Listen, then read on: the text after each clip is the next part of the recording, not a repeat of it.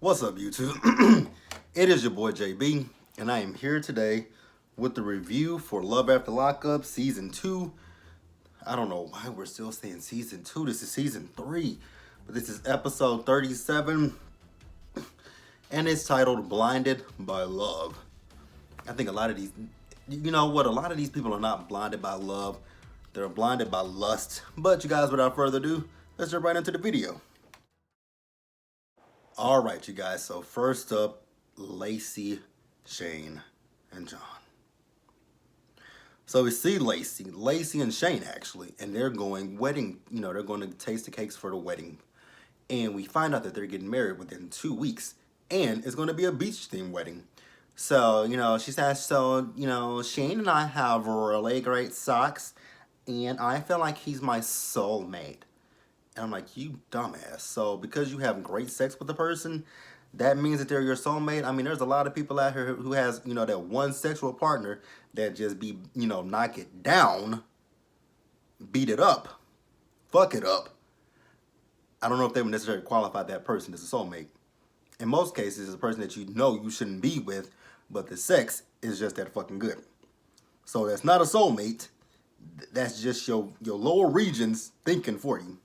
But okay, I'm gonna let Lacey's dumbass have that one. So like I said, they're tasting the cakes. He's talking about what he doesn't want. And she's like, so how do you know so much about wedding cakes? He was like, there were some guys in prison who, who baked, and their cakes were a little bit better than this one. So then he asked her, have you talked to John about this? She says, no, I haven't talked to John. Of course you haven't talked to John. No one's surprised about that. So then, as they leave, he says, so what are you getting ready to do? She says, so I'm going to go wedding dress shopping. I think her friend's name is Michelle. So I'm going to go wedding dress shopping with Michelle. If her name is not Michelle, don't give a fuck. And then in her, she's talking to the producers. So in actuality, I'm not going wedding dress shopping. I just didn't want to tell Shane that.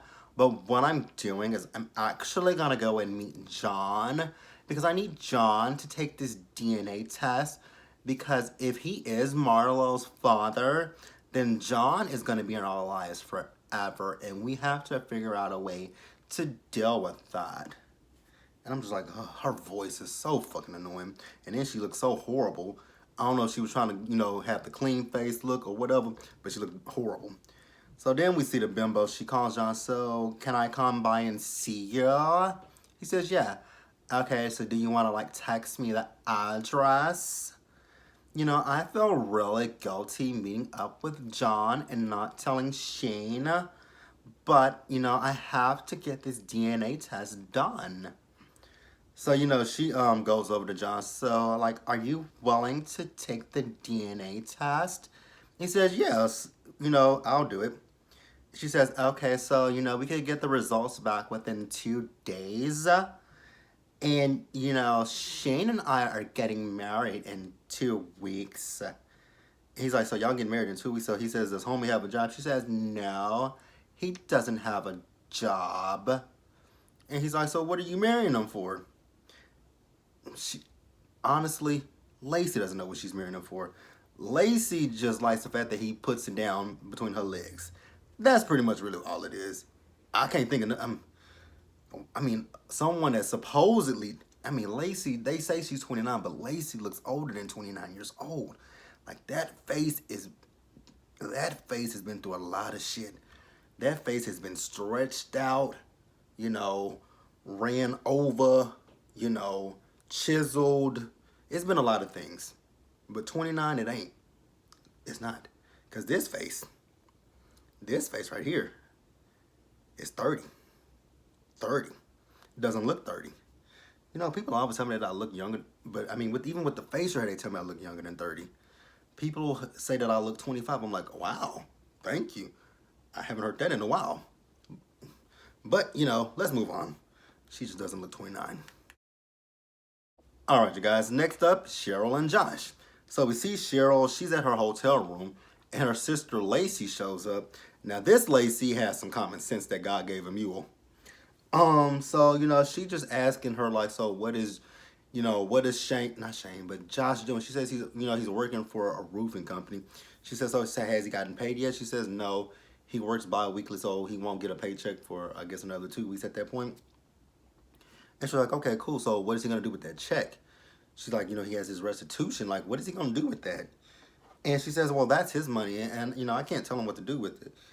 I'm like, but y'all are in a relationship with each other. You guys want to get married to each other. So you might want to try to tell him what to do. You might want to get on that because he has restitution. And if you get married, I don't know if they could come after her for the restitution. But I mean, shit, she's already said she would pay it. Like, no, that's his restitution. Like, if I'm dating somebody that's in prison, and once they get out, they talk about they got a restitution to pay. I'm like, well, you need to figure out a way to come up with a payment plan with the state, whoever you got to come up with, the county clerk. I don't give a shit. Come up with a way to pay that fucking restitution, because I'd be damned if they try to come after me. Because if we file taxes together, I'd be damned if they try to do a wage garnishment where they can take my income taxes. Ooh, no. Don't try that bullshit with me. Do not try that. So, I get where her sister's coming from. And, she's telling her, but basically what her sister was trying to tell her is like, because she's talking about what Josh wants, because she was talking about his license. She says, yeah, he wants to get his license back so he can get a car. And she says, see, stop right there. It's all about what Josh wants and not about what you want or what you and Josh want as a collective. Because, again, you guys are engaged and you guys are supposed to be getting married to each other. So it's no more Cheryl. It's no more Josh. It's Cheryl and Josh. We, us, stuff like those kind of things. It's no more he, she, me, I. It's a you. Well, no. Our. Y'all know what I mean. Shit, I'm tired. But yeah, her sister, so she says, are you willing to meet with him? Her sister is very reluctant to meet with Josh because of the fact that she works in the prison system and she sees a lot of guys that just write to women just to use them so that they can put, money on their books. And Cheryl says that, well, Josh is not like that. And I don't think that Josh is like that, but I can definitely see where the sister, if the sister's watching this season, you can definitely see how it looks that way. But I don't think he is. I think it's just the fact that Cheryl offers it. Shit, why would I say no? She's offering. I ain't got the money. Shit, let her spend it. Let her spend her dimes on me. She's stupid. She should be trying to take care of her kids. Like, we have not saw her kids we saw her kids earlier in the season, but we have not saw her kids since. That is ridiculous. That is utterly ridiculous to me. So then we do see that the sister, she didn't meet up with Josh, and she asked him, like, so what did you go to jail for? He says, which time? And he was being funny. I'm like, she's not being funny. She really wants to know. Like, you could have said, well, when I was 17, I went to jail for, armed robbery. When I was 20, I went to jail for statutory rape. When I was 23, I went to jail for vehicular manslaughter. Like, you could have said that kind of stuff. But no, he wants to be funny. And I'm just like, she's not being funny. She wants to know, because the thing is, you don't know what Cheryl has told her sister. So she wants to hear it from you. And he's sitting here being funny. Which time? All of them. Tell me everything. Excuse me, y'all. So then she asked him, so do you have those urges anymore? He says, no, I don't think about it at all. And then she asked him, so how does he plan on paying his restitution back? But then when she said that, she notices his wrist and he got a watch on. She says, oh, that's a pretty nice expensive watch you got on your wrist. Like, you couldn't have put that money towards something else, like for you and Cheryl? Hell, even towards your restitution. And then that's when Cheryl gets mad. I'm like, wait a minute. But your sister made a very valid point. Cheryl's talking about, that's our money. We can do whatever we want with it. You are correct. You can do whatever you want with your money. But be reasonable with what you do with your money. If you are in a hole like that with restitution, pay that shit. Like shit with me. I have some, I have a credit card debt. I have credit cards that I got to pay off. I have a loan that I got to pay off. I have my car note, my apartment. Like, I haven't been able to buy stuff for myself in a very, very long time.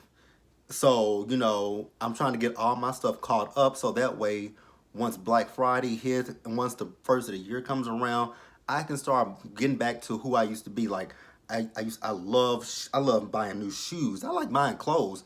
I don't know the last time I bought myself some new clothes. I just don't, because with my last job, I was not making enough money, and thankfully with this new job, I'm making much more money. I'm a lot happier. I feel like a different person. I just overall I feel a lot happier. I like my team. I love my team at my old job. I don't like my leadership, but that's neither here nor there. And it's closer, although I have to take the toll road, which that costs a lot of money as well. But I'm not complaining. But you just have to prioritize. If you have shit that you got to get done, do that first. And then once you get everything situated in your life, then you can be like, hey, I want this. I'm going to buy this. I want that. I'm going to buy that. So Cheryl wasn't really listening to and receiving what her sister was telling her. She was just on a defensive from jump. And I think it's because she believes that her sister doesn't like Josh. And I don't think that her sister doesn't like Josh. I think that her sister is just protective of Cheryl. So then, as they were leaving, Cheryl let us know a little bit about her, that she was addicted to drugs at one point, and she was a stripper. And I'm like, wait a minute, you're a stripper? I mean, I guess I could see it. Wherever they live in Texas, they must live in, they must live in like the sticks. They must live, because I think I heard her say San Antonio. San Antonio. So they live on the outskirts of San Antonio. They live on the outskirts of San Antonio. Far outskirts of San Antonio. So yeah, it's probably like a country hick town, because there's a lot of those here in Texas. A lot of country. And I'm not being rude or offensive. That's what we say here. I'm so sorry. That's what we say here in Texas. Country hick towns. That is a saying we say. It's not to be derogatory, and it's not to be offensive, but it's just a country. It's a rural little country town that's primarily primarily white people there. You very rarely find any black people in the town, and that's just how it is. Because there are a lot of cities here. Because I actually worked in a city where it was mixed with black, white, and Hispanics, but there was a little subsection in this city where it was like trailer homes and everything, and it was nothing but white people, and I felt out of place. Like I collected. I worked for errands, and I had to collect on people's, people who make payments on their furniture, TVs, washer and dryers, anything that you get from there. I would have to go there. And when they told me to go to this one place, I'm like, but that's kind of creepy. And it was at night. I'm like, no. I'm like, I'm not about to get shot. I'm not about to get hung. I'm not about to get drugged from a truck. I fooled their asses because I didn't do it. What I did was I hopped in the truck, because how they track you is you start up the truck at the tracker on the car. It starts when you leave the location and go to your first route. So you'll route your stop. You'll route your stop before you go. And then once you stop the truck, turn the car off. And then when you do turn it back on, that's when it's saying, okay, they were here, now they're leaving here. So what I did was, with those little towns that was just, I felt like was kind of racist, I would stop the car, turn that bitch off, lock the doors, sit there for maybe 5 to 10 minutes, and then start that bitch back up, and then go to the next house, do the same thing, because I think my route had to be at least 30 minutes. I would burn 30 minutes to an hour. It would have to be 30 minutes to an hour. I would burn that and get back to the location. They were like, did you get all of them done? Absolutely. Not a chance in hell. I did not. I did not get out the car. I did not do shit. I sat my black ass in the car, and I sat on my phone. Moving on, you guys. And once again, you guys, I thought about it when I said country hick. I do apologize. I'm not trying to offend anybody. It's just what we say here in Texas. So if it offends anybody, I 100% apologize. Not trying to offend anybody. But let's move on to the scene that 100% repulsed me to no avail. Angela and Tony. Welcome home, sweetie. I'm like, ugh. Oh. So then these two sit down to talk. And she wants to know about Michelle. So Tony says that the night that he went missing, he met Michelle at the hotel that he worked at. There he works at. Oh shit, my chest hurting. Whew. Give me a minute, y'all. Okay, so yeah, he said he met Michelle at the hotel that he worked at. And then that night in question, he and Michelle went to play basketball. I'm like, really? Oh. Like, how stupid do you think we are to believe that you and Michelle just went to play basketball? Then he clears it up. He says that they actually went to a hotel room as well. I'm like, we know that, Tony. We definitely 100% know that. So she says, are there any other Michelles? Are there any other Michelles? He says, no, there's no other Michelles. It was just that one Michelle. She was the first girl that hit on me, and I took it. I took the bait. I'm like, technically, she's not the first woman that hit on you. Your fiance right there is the first woman that hit on you. Do you want steak or do you want a blowjob, Tony? Do you want a steak or a blowjob? Steak or a blowjob? Steak, Tony, or a blowjob? You chose the steak, not the blowjob from Angela. So then Tony tells her, oh my God, Angela, I want you so bad. I'm like, can we turn the cameras off at this point? Like, no one wants to see what they're going to do, what they might possibly do. Nobody wants to see that.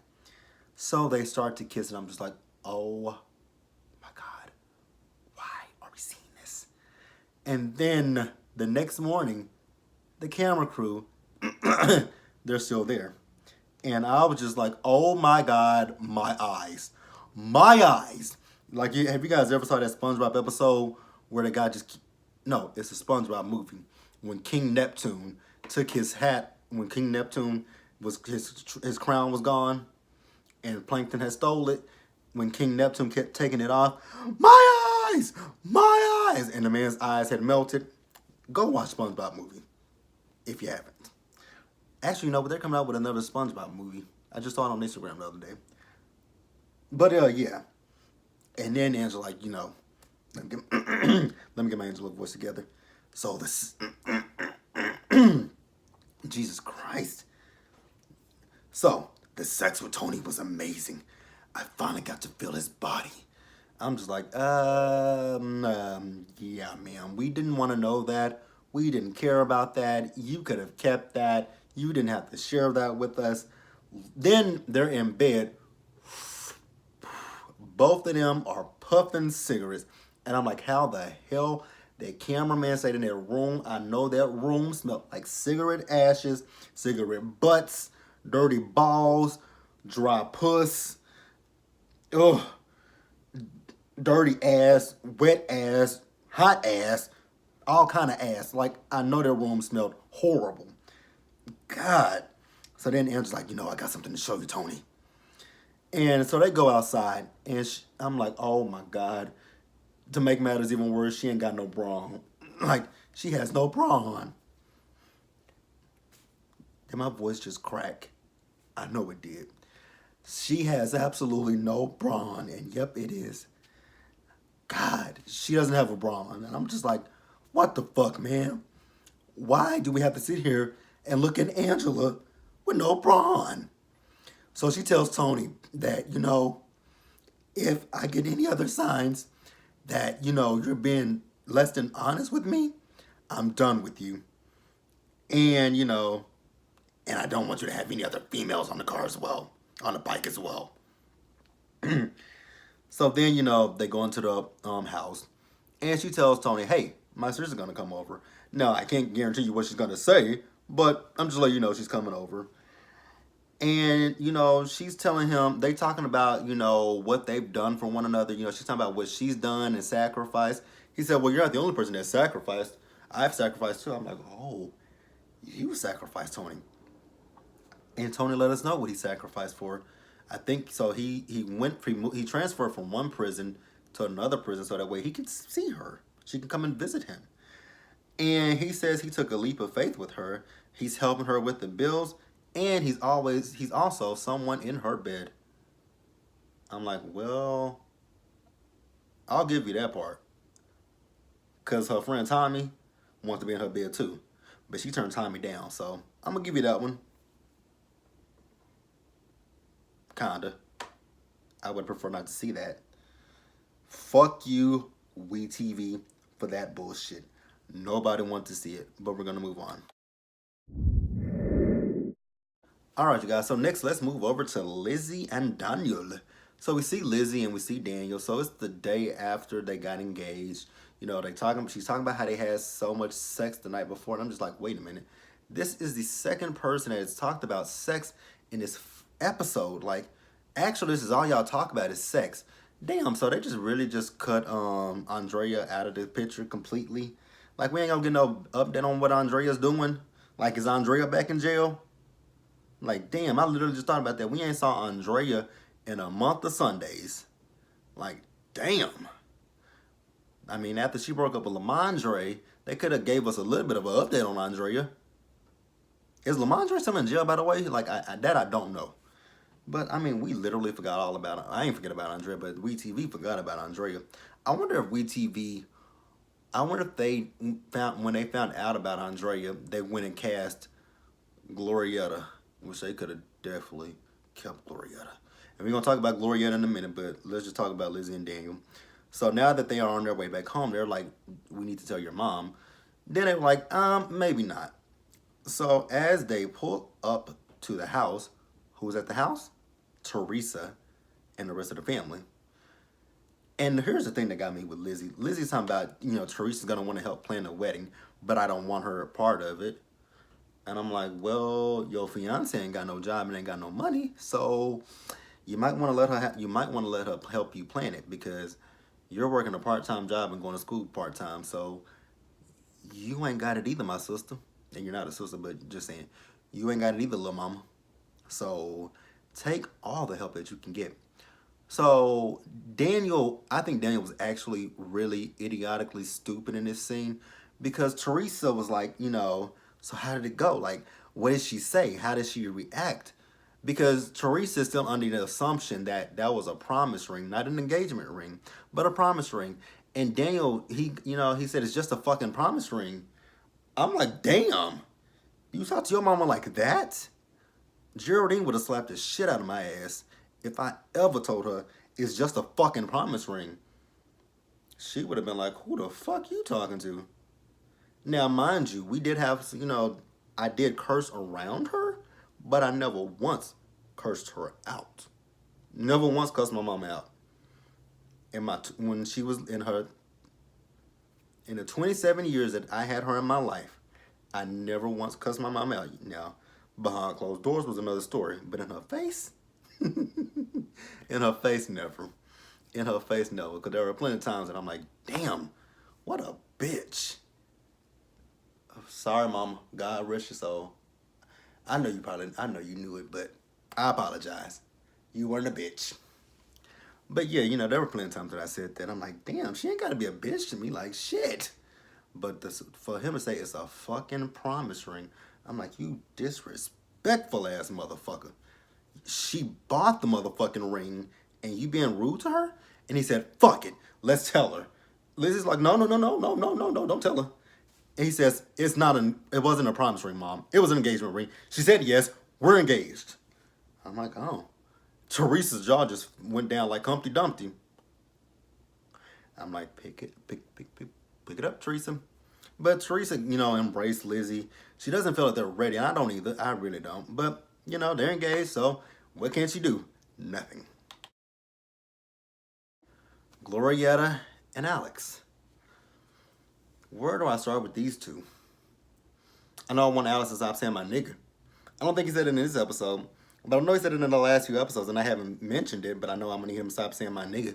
Him and his white friends. You guys are not niggas at all. Stop saying that word. Because if you walk up on a nigga and you say, what's up, my nigga, that nigga is gonna punch your motherfucking ass out. Try it one day.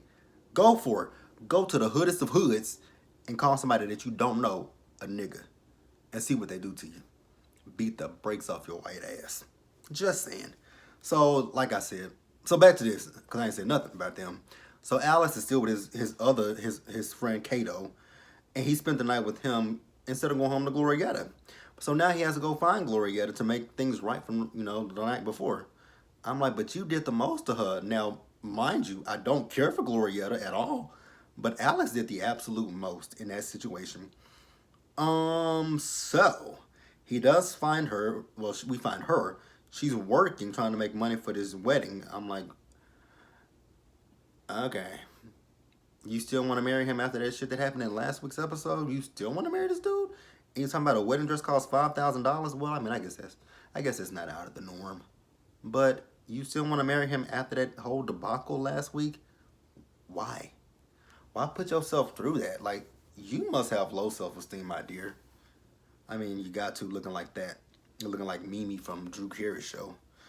So he finds her and he tells her that, he asks her once again, why do you want to marry me? Why are you in love with me?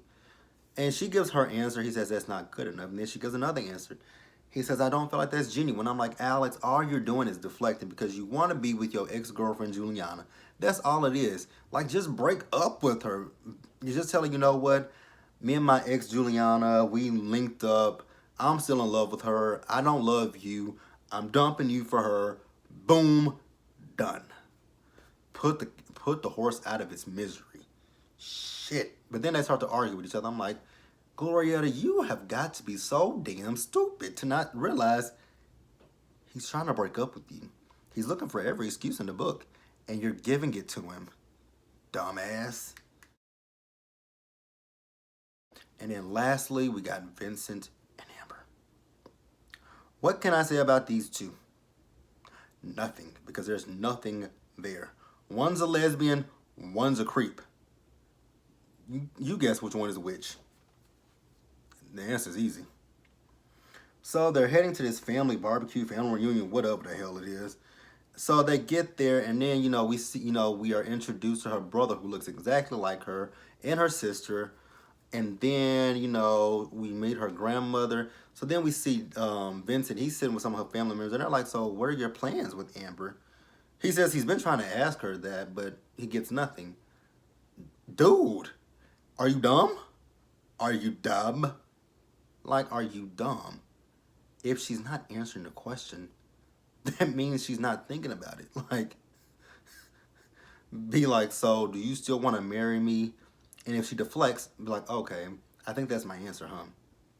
So you want to give me my engagement ring back?